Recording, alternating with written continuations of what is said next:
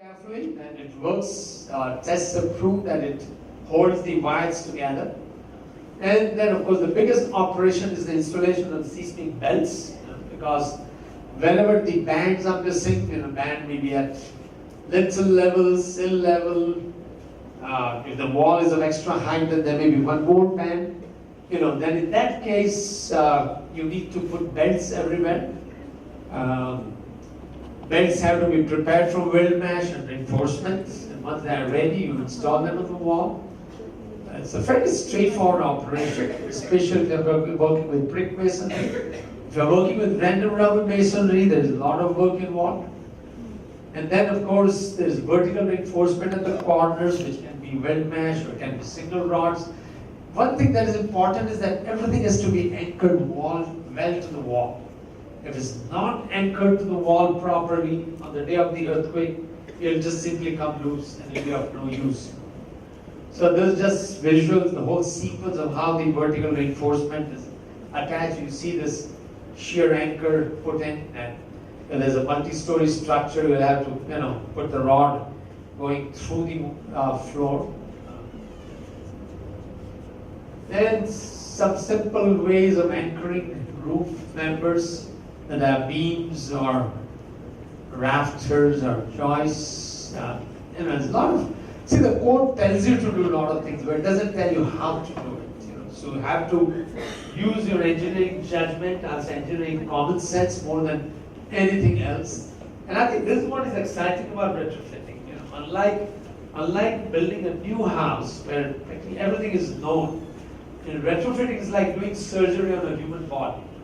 And you start opening it up, you discover all kinds of very interesting things. And there are always surprises waiting for you. There's a, oops, sorry. Anyway, huh? Good and bad. Good and bad, yeah. Oh yeah, certainly. All of a sudden the scope of work may increase, because some things you remove the plaster and you discover things. You expected something that's not there. Bringing the diaphragm action in the roof, you need to put diagonals in the roof, diagonal bracings made of timber. It can be steel, but it all depends where you are and what's feasible.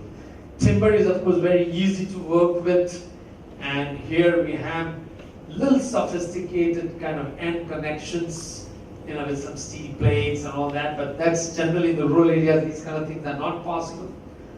So what is possible, the easiest, way back in 2000, we were working in Uttarakhand, and we came up with this idea, why not use galvanized iron wires? And we started using wires to create diaphragms in the roof, and I think it was really a common sense approach. Wire was something, we could carry bundles of it very easily on our body. It's basically that 13 gauge or 12 gauge wires, and depending on the size of the roof, you decide, you just guess, whether you need 2 strands, 3 strands, whatever. And then you anchor them, and end connections are very simple. All you have to do is just twist them around and they'll stay, they'll not come off. So, and then the end you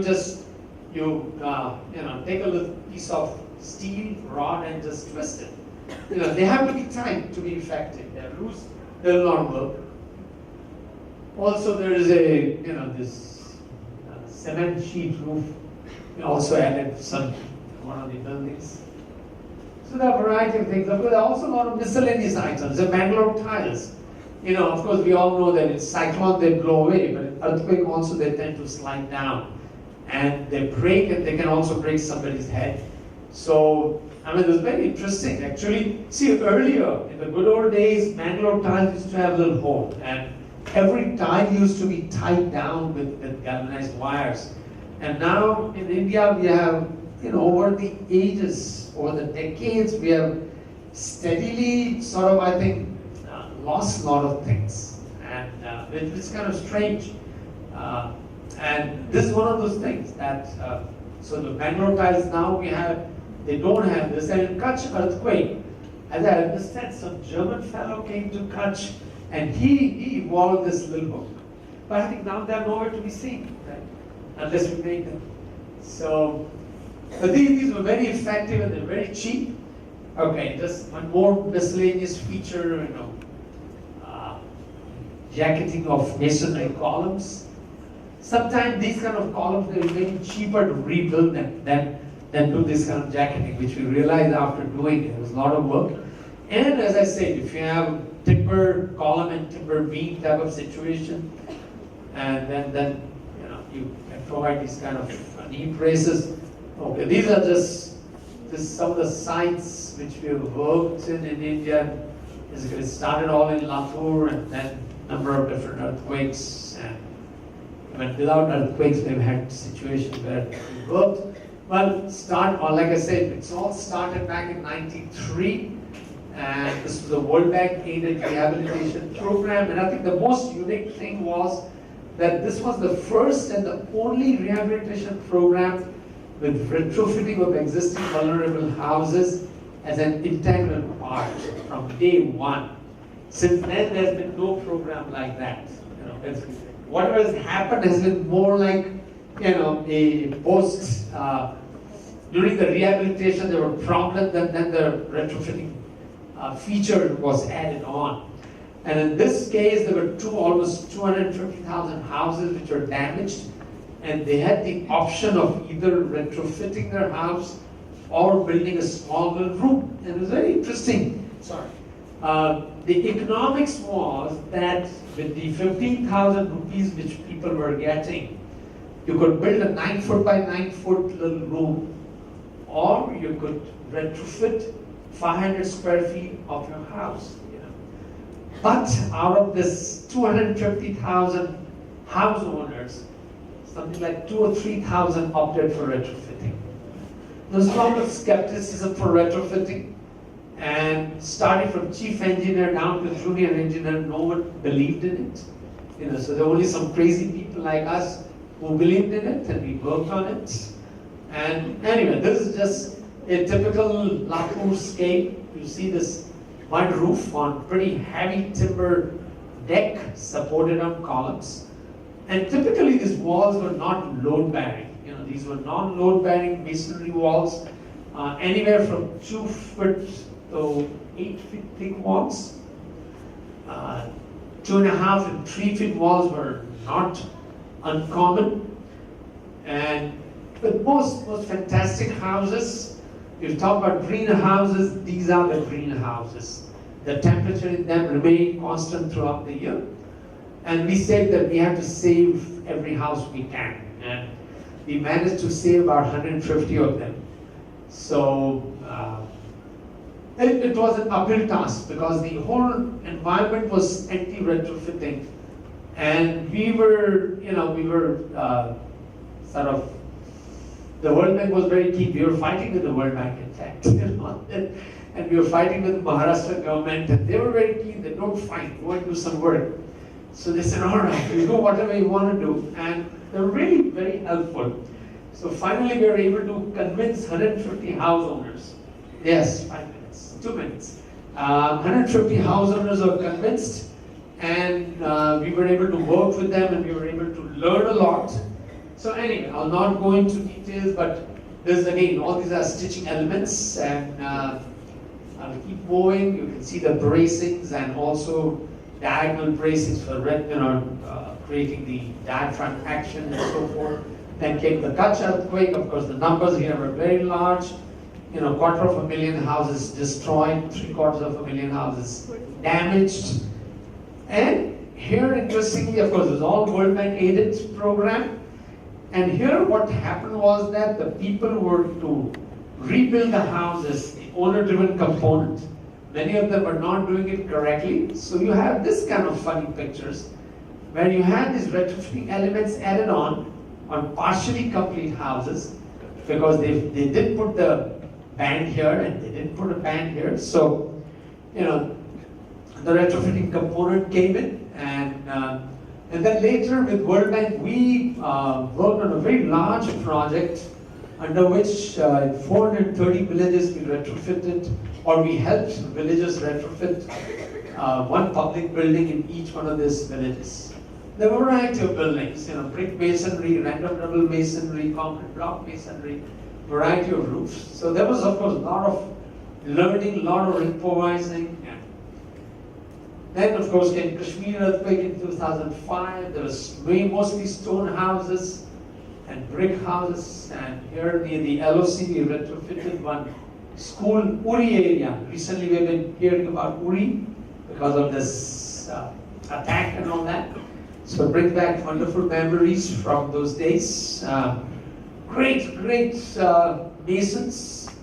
I mean, it was really a privilege to be working with them. But they worked with us for 2 months. We retrofitted one school and we built a few houses. Through that, they were trained. And Kupwara, which is again a hotbed of a lot of militants, we retrofitted this sub-divisional hospital. This was with BMTPC funds. And then recently, 2 years back, came the Himalayan tsunami in Uttarakhand, 2013, and again the World Bank aided rehabilitation program. And once again, here of course the situation was different. It took a while for the program to get its footing and get going. And there are a lot of people, typically people who have money, they don't wait for the government funds. They start building. And in the process, they built houses which lacked seismic features. So, fortunately for them, World Bank suggested that they should be retrofitted. The government also went along, and there was a small retrofitting component. Something like 300 odd houses were retrofitted. And typically, they had,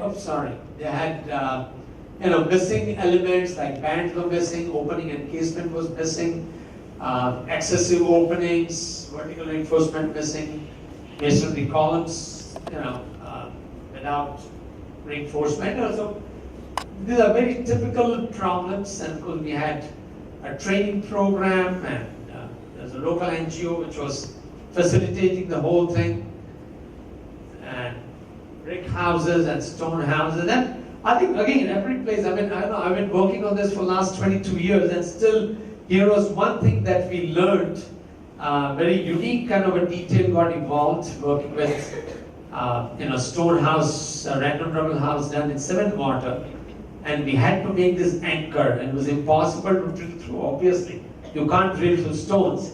So wedges of 6 mm rods were made, and really a very ingenious detail got involved in a couple of hours that I was there. One interesting project we just completed again. This is a school, this is near Rishikesh, up in the hills. And typically in the mountains, the land is always a problem. And here, there's an existing school, they needed more space, rather than using up their playground, because the children had a nice playground. And rather than occupying that, thanks to my wife, she's an architect, very bright, and I didn't think of this. In fact, I visited the site first. I came back with pictures, and I got a real firing from her. That's how come I didn't think of retrofitting these 2 buildings and putting additional stories to it. So here is one building, and this is built with concrete blocks, but it lacks number of important earthquake-resistant features. So we retrofitted that, and we added a story. And another building here, which again, we retrofitted and added one more story. And of course, one building was added. Yes, I'm at the end. Since everything is not in the rural area, also in urban areas. And Delhi is one place. I think there are a few 100,000 or more houses which are vulnerable. These are schools. Back in 2006-07, we retrofitted 5 Delhi Municipal Corporation schools. This was with the support from BMTPC, and one of them was a 3-story building. So, of course, they had a lot of masonry columns which were all vulnerable, and casements, bands, lots of vulnerabilities were there. And it was an interesting experience. There's where is this called? I forget the name anyway. But this is also in Delhi, but a very small school. But the rest of the schools were large. And of course, building confidence. we've been doing some shock table tests, and way back in Latur, Professor Arya had conducted one test, and then we learned from him. And our confidence building has been done a lot by that. So I think that's it. Sorry to take a bit longer. Not at all. Think safe. Our apologies, my apologies for rushing you